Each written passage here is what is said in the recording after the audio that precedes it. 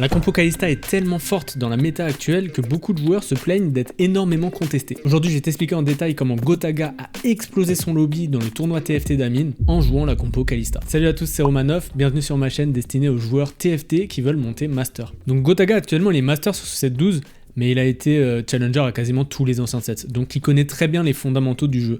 Et c'est ça qui va lui permettre d'avoir un avantage sur son lobby qui est aux alentours du rang platine. On va voir comment il construit sa game parce qu'il suffit pas de suivre un guide pour faire top 1, sinon tu serais déjà master. Il faut faire en sorte de prendre les bonnes décisions et de s'adapter à ce que le jeu te donne en termes d'items, en termes d'augmente, etc. Déjà ça commence par le start, il a une baguette. Quand on a une baguette dans cette méta, on peut soit se diriger vers Kalista, soit se diriger vers Karma. On va voir le deuxième item qui va dropper. Donc ça pour ceux qui connaissent peut-être pas les termes, qui sont pas très à l'aise avec tous ces anglicismes. On appelle ça le PvE, c'est la partie où tu joues contre des monstres et qui te permet de dropper, d'obtenir des items ou des ressources comme de l'argent. Voilà, là il a des persos. Donc là en début de game c'est important d'acheter plein de persos parce qu'on sait pas encore ce qu'on va jouer et le but c'est de prendre le plus de paires possible. Là on voit qu'il a paire Poppy, paire Warwick, voilà, et aussi prendre des champions de la même famille. Là on voit qu'il a Kog'Maw qui va bien avec Blitz, les abeilles. On a Poppy et Zoé qui sont sorcières. Et là, il pose Warwick, paire de Warwick et Blitz qui sont Vanguard, initiateur en français. Et on voit aussi qu'il a droppé un arc. Donc là, il peut faire Ginzu. Et Ginzu, c'est le start idéal pour aller sur Kalista. Parce que Kalista, on veut qu'elle porte 2 Ginzu. En plus de l'item féerique qui lui donne des dommages. Donc là, on va mettre pause comme d'habitude pour voir quelle augmente il va choisir et quel choix il a. Donc à gauche, c'est totalement random, il va avoir un truc aléatoire qui peut lui tuer sa game, ou alors un truc fort, mais c'est trop risqué. À droite, il a quelque chose qui lui permet d'être fort dans 8 combats, c'est pas trop mal, mais au milieu, on a quand même une augmente d'économie qui lui permet de gagner beaucoup de gold, et ça, on aime bien pour les games Kalista. Donc il va choisir ça. En gros, le but ici, dans toute cette première phase de jeu, on est en 2-1, bon là, il regarde, il scout, comme on dit, ça veut dire qu'il regarde les autres adversaires, les choix qu'ils ont fait, etc. pour essayer d'évaluer ce qu'ils vont jouer plus tard dans la game. Est-ce qu'il va être contesté sur Kalista? Apparemment non, parce qu'il n'y a pas beaucoup d'arcs. Et comme je disais, l'augmente qu'il a choisi, c'est une augmente d'économie. Ça va lui permettre, à chaque fois que ses unités meurent lors d'un combat, d'avoir une chance sur 2 de gagner un gold, une pièce d'or. Et ça, à la fin de la partie, c'est pas très fort. Un gold, on s'en fout quand on est dans le stage 4 ou le stage 5. Mais en tout début de partie, ça va permettre d'optimiser son économie. Vous voyez, ici, il a 5 pièces. Il garde ses paires, il fait pas de palier. Mais en fait, en faisant un palier, les paliers, c'est tous les 10 gold, donc à 10, à 20, à 30, eh bien, on va générer 1 gold d'intérêt. Donc si on a 10 de palier, on va avoir 1 gold de plus au round d'après. Puis quand on a 20 gold de palier, on va avoir 2 gold de plus au round d'après, etc. Jusqu'à 50 gold. À partir de 50 gold, le taux d'intérêt ne monte plus. On peut pas avoir 60 gold et 6 gold d'intérêt, sinon ça serait un petit peu trop abusé. Il y a quelques augmentes qui permettent ça, mais de manière générale, non. Donc là, Gotaga, il est dans une stratégie d'open, on dit ça, c'est-à-dire qu'il veut perdre tous ses rounds. Et il essaye pas de construire un board puissant, il essaye juste de perdre. Et là, ça va être limite, ça va être très chaud parce que en fait, il s'est renforcé sans faire exprès. Ce qui fait qu'il a gagné et il est pas content, regardez sa tête là. Il est pas content parce qu'il voulait vraiment faire que des défaites. On peut voir en haut là, quand c'est rouge c'est une défaite et ça va apparaître bleu là le round juste après parce qu'il a gagné. Et il est pas content parce que quand on a une streak, c'est-à-dire une série de victoires ou une série de défaites, et ben on va pouvoir optimiser encore plus son argent parce que à 4 victoires ou défaites d'affilée, on va gagner 2 gold de plus au round suivant, et à 6 victoires ou défaites d'affilée, on va gagner 3 gold de plus au round suivant. Donc la stratégie d'open et de défaite, elle a pas trop fonctionné ici, mais c'est pas grave parce que son augmente, elle compense vraiment. C'est juste pas ultra optimal, il aurait préféré perdre, mais la game n'est pas foutue non plus. Et puis justement, puisqu'il a envie de perdre tous ses rounds, il va pas mettre ses items, il les laisse sur le banc, c'est pas grave, il va juste attendre. Et là, il y a une pièce qui tombe qui va pouvoir lui permettre de faire le palier. Aussi peut-être pour ceux qui savent pas, quand on gagne un round, on gagne une pièce tout de suite. Donc ça peut parfois permettre de faire le palier. Il y a beaucoup de choses à savoir sur l'économie, c'est des petits détails comme ça, des petites optimisations à faire. Mais c'est fondamental parce que peu importe le set et peu importe la méta dans laquelle vous êtes, C'est quelque chose qui sont des règles qui servent tout le temps en fait, indépendamment de quand vous jouez au jeu. D'ailleurs c'est pour ça que Gotaga, bon, il connaît la compo Kalista, mais il connaît bien ses fondamentaux de jeu, il sait gérer son économie, et c'est comme ça que petit à petit, au fil de la game, il va pouvoir prendre l'avantage sur ses adversaires.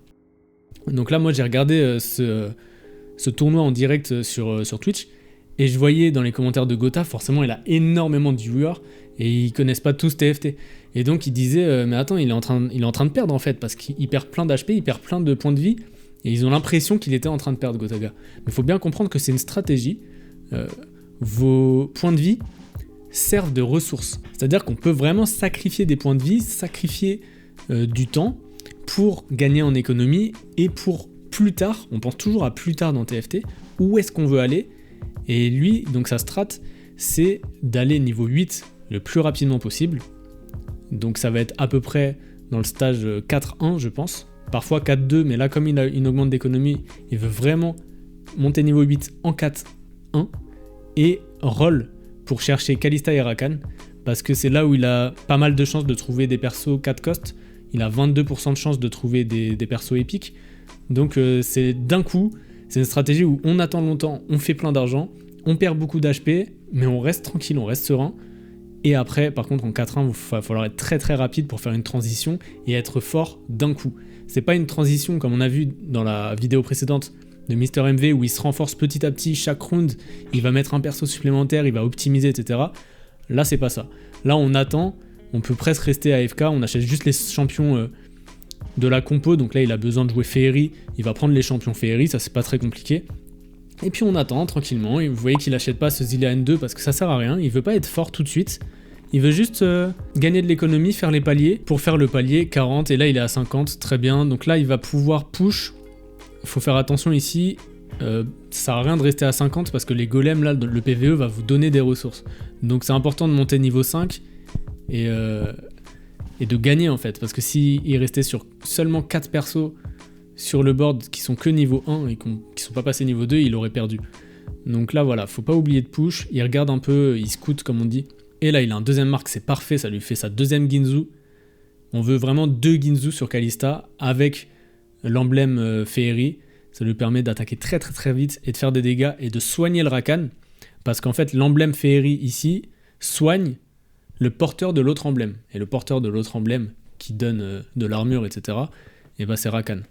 Donc c'est pour ça qu'on veut ce stuff, et on veut pas mettre de gants, on veut pas mettre un Last Whisper sur Kalista, mais bon là je veux pas vous embrouiller entre toutes les compos, on voit vraiment la compo Kalista Rakan, c'est un tout droit Féerie, donc il slam la Ginzu mais il la met pas encore sur un perso, c'est pas utile, il est toujours dans une stratégie de défaite là, non seulement pour peut-être faire une win streak, une lose streak pardon, et toujours dans l'optimisation de son augmente, donc il veut que ses unités meurent pour générer de l'argent. On voit aussi qu'il a pris une poêle au carreau, ça je l'ai pas précisé.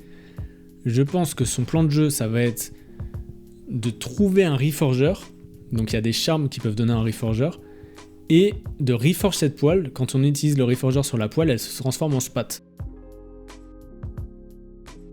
On va regarder un petit peu son choix d'augmente. Esprit d'équipe, on veut pas du tout parce qu'on n'est pas sur une compo reroll. Ça c'est bien pour faire des persos niveau 3 stars, mais là aucun intérêt. Poids plume, aucun intérêt parce que nos carries, ça va pas être des champions 1 cost et 2 cost, ça va être des champions 4 cost. Et ça booste vos 1 et 2, donc ça sert à rien. Maintenant, il hésite entre ces deux-là parce que centre d'excellence, il se dit que ça peut créer beaucoup de points de vie sur Rakan, et il va regarder les stats. Sans regarder les stats, ça amplifie aussi des dégâts, le centre d'excellence, et c'est plutôt une augmente de board qui est très forte. Par exemple, sur Briard, c'est bien pour les carries mêlés. C'est-à-dire que les persos qui sont devant, mais qui font des dégâts. Ça peut être Briard, ça peut être Fiora, ça peut être Gwen, pourquoi pas. Ou un perso 3 genre Warwick, mais là pour Rakan c'est pas bon, il va prendre bande de voleurs, qui donne un gant de voleur et qui donne des items aléatoires sur un perso. Donc c'est plutôt fort, ça peut se poser plus tard sur un Ekarim, pourquoi pas. Ou sur Camille très très tard, pourquoi pas. Là, il est toujours dans une optique de défaite, il push quand même niveau 6 parce que ça lui coûte pas cher. Il va quand même pouvoir avec son augmente garder le palier de 50 gold et peut-être pas perdre trop d'HP. On a 5 de win streak, ça peut aller jusqu'à 6, donc il veut toujours perdre à ce moment-là de la partie, il a aucun champion qui est upgrade, c'est-à-dire qui est niveau 2. Il a seulement 3 paires. Bon, c'est quand même pas mal d'avoir 3 paires. Mais il se renforce pas, il économise, il va pas chercher à roll des champions. On n'a pas besoin de ça pour l'instant. 63 HP, c'est encore largement suffisant pour comeback. C'est-à-dire que derrière, si d'un coup il a un board très puissant, et bah il a suffisamment de points de vie pour rester dans la partie. Ça peut lui permettre encore de perdre éventuellement 1 ou 2 rounds, le temps de se renforcer. Mais il n'y a pas de quoi paniquer jusqu'à présent. Comme je vous disais là dans les commentaires Twitch, enfin sur le chat, il y a beaucoup de gens qui connaissent pas très bien le jeu, qui avaient peur en fait, qui étaient en train de se dire mais qu'est-ce qu'il fait Gotha, il est en train de se faire défoncer. En réalité non, le plan de jeu est nickel là, il a beaucoup d'argent, il a sa loose streak de 6, 50 gold, donc toujours en train de faire des intérêts, et on est en 3-5, enfin on est en 3-4 là, c'est le choix des items, donc il est toujours très bien dans sa partie.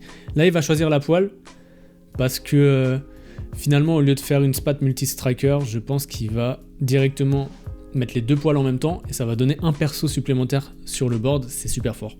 C'est super fort. Et c'est ça l'autre avantage quand on est en loose streak, même si c'est risqué et qu'il faut quand même maîtriser un peu le jeu, c'est que à chaque carrousel, à chaque phase du milieu dans le stage, vous allez être le premier à choisir, parce que c'est le dernier en point de vie qui choisit en premier, pour équilibrer, qui choisit en premier les items qu'il va chercher. Donc là voilà, il a fait double spat, enfin double poil, qui donne un perso en plus sur le terrain. Donc il est niveau 7 et il peut poser 8 persos. C'est fort. Mais pour l'instant, toujours dans une logique d'économie, il s'en fout, il attend. Et là dans le builder, il prépare sa transi, il prépare les champions dont il a besoin pour être très fort en 4-1, parce qu'il va faire un 4-1. Et on voit que les carries vraiment principaux, c'est Kalista, Rakan, et derrière, ça va juste être des unités pour mettre multi-striker sur Kalista, c'est très très important. Donc on va mettre Ekarim pour multi-striker et Jax. Pourquoi ces deux-là? Parce que Ekarim va aussi synergiser avec Lilia pour donner Bastion, et Jax va synergiser avec Zilean pour donner Chrono. Zilean qui lui-même synergise avec Rakan pour donner Préserveur. Et là on a la compo Kalista qui est très bien setup, qui est parfaite. En plus il trouve une Kalista au niveau 7, donc c'est parfait. Il trouve barre 2, sa transi là, elle commence... Ah bah il a gagné, donc je pense qu'il va poser directement Kalista et lui mettre les items, voilà, c'est ce qu'il fait. Par contre, c'est pas grave s'il repère ce round, c'est pas hyper grave, ça sert à rien de se précipiter là en vous disant « Ah, j'ai gagné, donc faut absolument que je gagne le round d'après ». C'est bon, il a suffisamment d'argent. Là, il a 50 gold en 3-6, ça veut dire qu'après, il y a la phase de PvE et il va encore gagner des intérêts. Donc il va pouvoir en 4-1 push le niveau 8 et roll tous ses golds, il aura beaucoup d'argent, pour chercher un Rakan en priorité, et pourquoi pas une paire de Kalista, et ses autres champions qui complètent bien sa compo. Pour avoir multi-striker sur Kalista, c'est hyper important. C'est une condition de victoire, vraiment. Et là, il est sur la map apparemment qui donne un item radiant. Là, au vu des choix qu'il a, il va prendre un item pour Rakan. Un item vraiment, parce que là, il en a même pas sur le côté, il a pas d'item Rakan. Donc il va prendre quelque chose pour tanker, pour vraiment encaisser les dégâts. Il regarde les stats, mais globalement, on a 2 choix. C'est soit Serment du Sauveur, qui est vraiment bien sur Rakan, ou alors Absolution, qui est bien aussi, qui va pouvoir lui régénérer des HP et lui donner pas mal de PV. Là, il va slam une Warmog avec toutes ses ceintures. Il est pas content parce qu'il attendait quand même une baguette pour faire cette deuxième Ginzu Kalista. Et là, voilà, c'est le moment fatidique, il faut push et faut roll et faut être très rapide. Il trouve Kalista 2 rapidement, c'est cool, mais il a pas de Rakan. Et c'est super important de trouver Rakan. Par contre, il a une Morgana, donc c'est super. Il trouve en face Rakan, c'était vraiment important de l'avoir. Il va le poser, ça y est, il a ses 5 Féeries. Il va pouvoir mettre l'item Radiant sur Rakan et puis l'item Féerie, très très important. Et je pense aussi une Warmog. Puis en plus, il a eu un peu de chance, il a trouvé Morgana, enfin beaucoup de chance. Il a trouvé Morgana, ce qui lui donne 4 préserveurs. Et là, d'un coup, vous voyez, il est passé d'un board quasiment nul à un truc très très solide. Et il va directement atomiser le lobby, qui n'est pas habitué à faire des transitions aussi rapides. Dans un niveau plate, on a tendance à suivre notre direction petit à petit, pousser les verticales, c'est-à-dire si tu joues Frost, et bah, petit à petit tu vas poser un perso Frost en plus, etc. Et c'est normal, ils sont pas très expérimentés, c'est un tournoi fun, donc ils ont pas passé énormément de temps sur le jeu. Mais justement, si vous êtes dans cet elo-là, autour de Silver, Gold, Plate, avec tous les conseils, avec ce plan de jeu de Gotaga, vous allez pouvoir monter rapidement en elo. Donc là je mets pause pour voir ses options d'augmente. Il va roll très très vite. Enragement, c'est bon que dans un seul setup, c'est dans le setup multi-striker, vraiment la verticale multi-striker avec H3, Ekarim 3, pourquoi pas, Jax 3, mais là il veut pas du tout ça. Nouvelle recrue, il en a pas besoin, il a roll, mais il a déjà en fait une nouvelle recrue, il a déjà un perso supplémentaire, donc ça serait un petit peu inutile. Kit du lanceur de sorts, c'est vraiment un truc pour les compos AP, c'est-à-dire les compos qui tapent magie. Ça va être bien pour Karma, ça va être bien pour Vex Veigar, même si ça se joue pas trop les compos mages dans la méta. La couronne du préservateur, on a l'impression que c'est fort, souvent aux élos assez bas, Silver, Gold, etc. On se dit, ah bah trop bien, on a une verticale au max, on peut avoir 5 préservateurs, mais en réalité, un truc de soutien, c'est pas un truc qui va donner beaucoup de dégâts ou qui va faire tanker énormément. En plus, ça donne une dent de Nashor, et dent de Nashor, c'est pas un item intéressant dans la méta. Il y a personne qui le porte très bien, donc il va prendre grandeur et démesure, qui est une augmente des plus fortes du jeu en prismatique, et qui s'adapte à quasiment toutes les compos, parce que tout simplement, ça va donner énormément d'HP, et comme tous les persos synergisent bien, surtout avec préservateur, ça va être très très fort, et même plus fort que 5 préservateurs. Donc là, il complète son board de cette manière-là. Vous voyez que c'est un truc qui n'est pas forcément évident pour les débutants. C'est qu'il enlève Morgana, qui est pourtant un 5 cost, un perso légendaire. On a l'impression que c'est hyper fort, mais là, il préfère vraiment jouer As des armes, qui va renforcer sa Kalista, qui est 2 stars et qui a tous les items. Et qui, en plus, quand elle est forte Kalista, elle renforce Rakan. Je vous rappelle que Rakan, l'item qu'il porte, eh ben, il se fait soigner par les dégâts de Kalista, qui porte elle-même l'item Féerie. C'est ça, c'est cette synergie qui est hyper forte, et quand on comprend ça, on comprend le choix d'avoir enlevé Morgana, même si c'est une légendaire, pour vraiment favoriser multi-striker, qui va permettre à Kalista de faire encore plus de dégâts, de frapper plus vite, et du coup à Rakan de tanker, et là il va être indestructible avec ce setup là. Alors j'en ai pas parlé parce qu'il y a beaucoup d'infos à dire en même temps, mais le Gangan il est parti sur la Katarina, qui est un perso mêlé, et en plus elle a guerrière qui synergise avec Akali, donc elle va se régène, elle va avoir un petit peu d'omnivamp, et c'est pas négligeable, mais elle va quand même dans la backline faire un peu de dégâts. Et là c'est bon, la partie il roule sur tout le monde. Le lobby était pas prêt en fait à un tel plan de jeu. Comme je vous disais, vraiment il a favorisé son économie en début de partie, et ensuite il est devenu très très fort d'un coup en 4 ans. Et ça va lui permettre là de faire une win streak. Vous voyez que son petit perso il est en feu, sa petite légende. Et là il a besoin d'une baguette pour faire double Ginzo sur Kalista, parce que c'est vraiment les items dont vous avez besoin pour être très fort dans cette compo. Ne mettez pas un Last Whisper, c'est-à-dire un dernier souffle sur Kalista dans la compo Kalista Rakan. Ça peut être fort dans la compo verticale As des armes, mais pas dans Kalista Rakan. Donc là il a le seum, parce qu'il a toujours pas de baguette, et Kalista elle a que 2 items. Mais c'est comme ça, parfois faut attendre dans TFT, faut attendre que la chance nous sourie. Pour l'instant il a quand même 56 HP, il est en win streak, il est très strong, donc c'est pas très grave. Et il va slam Even Shroud, donc c'est l'item qui permet de casser l'armure des adversaires, et il le met sur Ekarim, donc c'est très bien, ça remplace le Last Whisper dont je vous parlais, et ça permet à Kalista de porter 2 Ginzu. Donc voilà, il le met sur Ekarim, et Ekarim il le met pas tout en front, ça c'est du positionnement, parce que s'il le met tout devant, il va se faire tuer trop rapidement, et du coup il va prendre l'aggro, et il va pas pouvoir déposer le Even Shroud, il va pas pouvoir casser l'armure des adversaires. Alors que là c'est Rakan qui a pris l'aggro, c'est lui qui est ciblé par tous les ennemis, et là derrière Ekarim il va pouvoir établir son shred sans se faire viser, et c'est parfait, ça permet à Kalista de faire plein de dégâts. Vous voyez qu'il y a beaucoup de petites infos, de petits détails que on n'apprend pas forcément dans les guides tout faits, parce que dans le guide on a juste la compo finale. Mais pour arriver à cette compo, il faut quand même pas mal de connaissances dans le jeu, et savoir quel item slam sur qui. Quand on n'a pas les items qu'on voudrait, par exemple il n'a pas touché sa Ginzu, et bah, il faut pouvoir s'adapter et choisir les bonnes alternatives. Donc là Gotha il a l'expérience du jeu, et il arrive à bien gérer sa game là. Et de l'autre côté on voit des boards pas très solides, on voit des trucs un petit peu hors méta, donc c'est la preuve que l'elo n'est pas extrêmement élevé, et c'est la preuve que si vous êtes dans cet elo là à peu près platine, gold, eh bien vous allez pouvoir avoir un avantage considérable en jouant cette compo Kalista de manière optimale. Il faut vraiment reconnaître qu'en début de partie, quand vous avez un arc ou une baguette, il faut penser plus tard à jouer Kalista, ça peut être fort. Donc la petite stratégie, c'est juste avant le PvE, il utilise son suppresseur magnétique parce qu'il sait qu'il va en avoir un nouveau. Ça, c'est la nouveauté du patch. À chaque PvE, si vous avez plus de suppresseur magnétique sur votre board, vous allez en avoir un nouveau sur votre bench. Ah oui, un truc que j'ai pas précisé, donc pendant tout ce temps-là, son Rakan, il est que niveau 1. Mais en fait, il est tellement fort qu'il a pas besoin de roll, il a pas besoin de le chercher niveau 2, parce qu'il gagne déjà ses rounds. Donc pour l'instant, il l'économise. Et bon, là, il touche la baguette, c'est parfait, ça lui fait une Ginzu, sa deuxième Ginzu.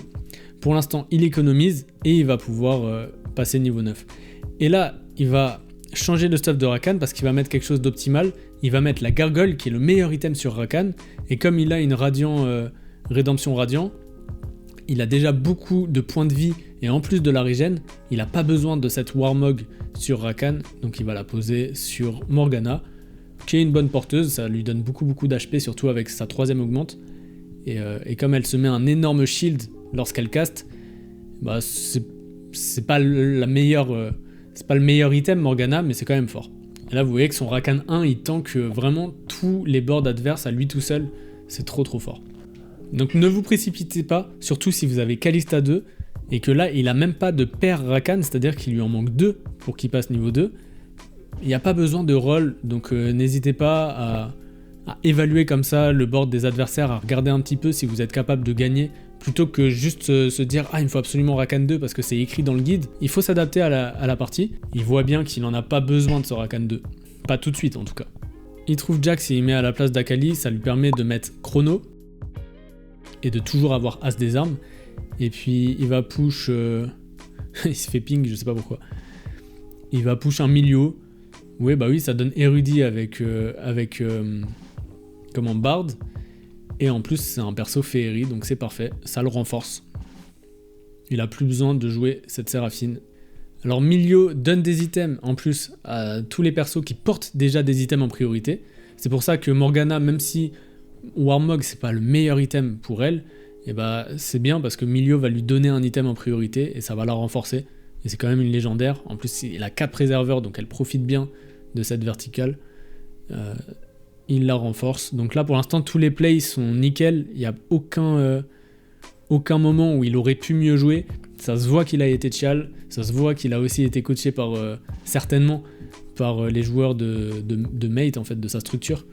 Les Coco et Enzo qui sont challengers et qui gagnent régulièrement des compétitions Coupe de France. Et même Enzo, il est allé au World, il me semble. Donc là, c'est du très haut niveau. Gotaga, même s'il est que, entre guillemets, diamant ou master à ce moment-là, il a des connaissances, des fondamentaux du jeu tellement solides que ça lui permet de survoler un lobby qui est pourtant platine.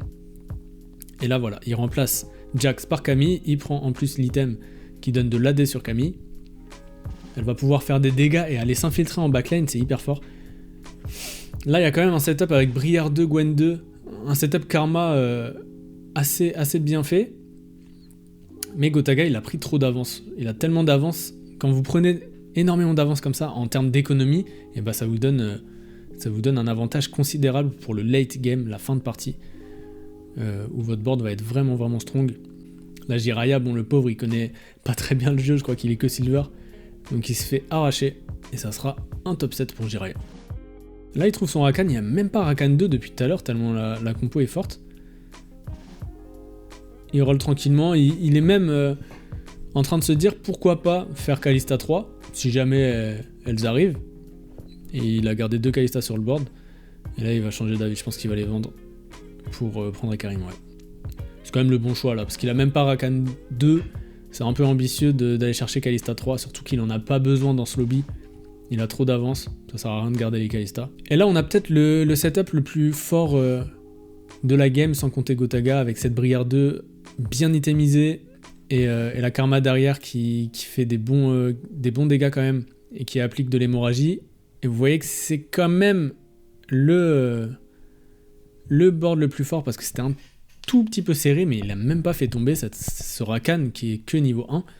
Vous voyez à quel point cette compo est trop forte. C'est pour ça qu'elle est beaucoup contestée.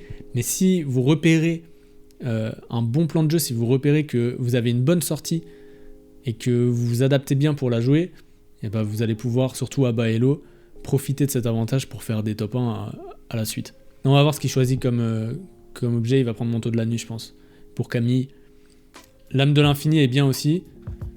Mais là, en fait, il a pas besoin de Ionic parce que ça shred les dégâts magiques. Il fait pas de dégâts magiques, donc il s'en fout. Il va surtout prendre un truc qui fait plus de dégâts.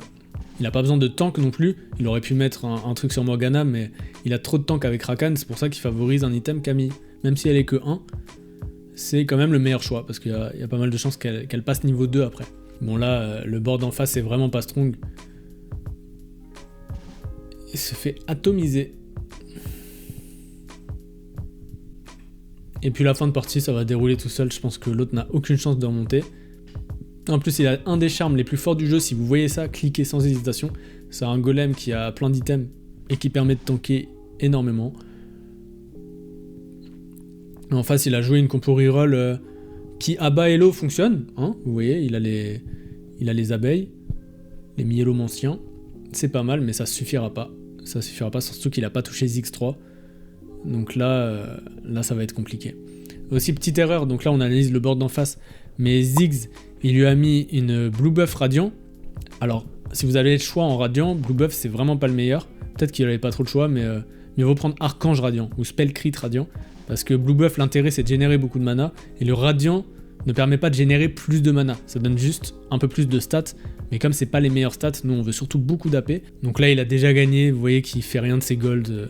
Il va roll histoire 2, mais ça ne va rien changer à l'issue de la game. Ça, c'est aussi un charme très très fort qui applique une inflation de mana. Ça veut dire que tous les persos vont mettre 30% de plus de temps pour générer leur premier cast, leur premier sort en fait, la première fois qu'ils vont lancer un sort. Donc c'est très très très long. Quand on a ça, on n'est pas content, surtout quand on joue AP. Vous voyez que la Harry, elle a mis 4 secondes avant de balancer son premier cast, alors qu'elle a un blue buff. Normalement, elle le balance quasiment à la première seconde du fight. Donc là, vous voyez qu'il a roulé sur la game Gotaga, il a juste, entre guillemets, choisi une augmente d'économie, il a low streak, il s'est laissé perdre pour prendre de l'argent, et d'un coup, bam, sa compo est devenue ultra forte. La compo Kalista sur ce patch, c'est pas la seule qui est hyper forte, il y a aussi Karma Gwen, donc si tu veux voir comment la jouer, j'ai analysé la game de Mr MV, clique juste ici et je te retrouve à tout de suite.